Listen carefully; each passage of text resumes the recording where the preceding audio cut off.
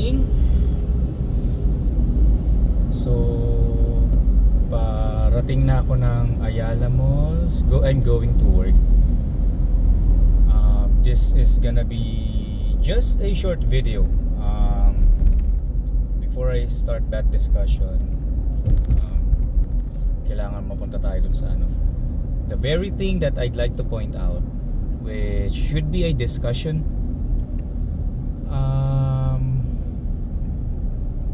These days, probably something na overlook nating mga drivers recently. Not saying that I'm not guilty of doing it. Okay, ito na. So green na tayo. So at every end of a lane sa intersection, makikita nyo yung mga arrows na yan, right?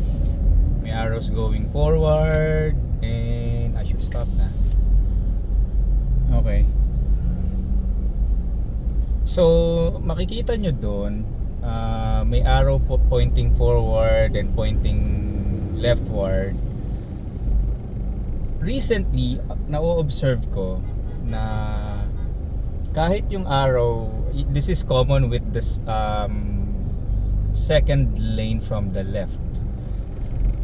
Even if the lane only has an arrow pointing forward, marami pa rin sa atin ang nag-i-stay sa lane na yun, then goes to the left. So my understanding is, well, I'm just a regular driver. I'm not a pro. Just to be honest, I haven't read much of the gazette or mga informationals from LTO, but I make sure that I understand the basics. Parang lampas ako sa my bad. But my understanding is that those arrows have a specific function or purpose, which is for us to make sure, or for us to have a guidance on where this lane goes and where you should head at the end of this lane kapag approaching na sa intersection. I'm not sure if there is a specific memorandum released pertaining to those lanes sa arrow, pero minsan kasi especially yung mga iba na nandun sa lane na yon, na they are expecting to go to the, let's say, going leftward, right? Nagkakaroon ng ng parang confusion. Oops.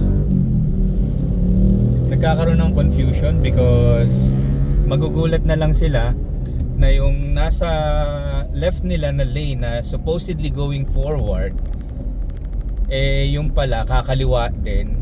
Tapos ang masama pa nun, imbis na kaliwa lang, U-turn pa, and that's from the second lane from left. So I hope this reaches most of us having our own vehicles, especially the the public utility vehicle drivers or even buses. Most common ko yung nakikita sa mga driver ng jeepneys recently, and even some private vehicles are not following those road arrows.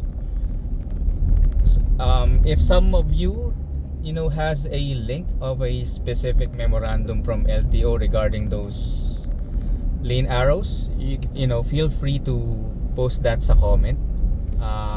I'd like this to be a discussion.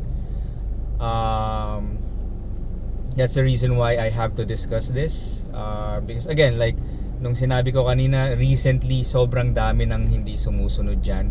Kaya ang katulad nyan, this lane can, you can go forward or leftward once that traffic sign goes green. Meron naman yon yung kabila sa left, forward and left. Minsan pag tatlo or apat, yung dalawang nasa gitna, it can either just, point forward or forward left, forward right.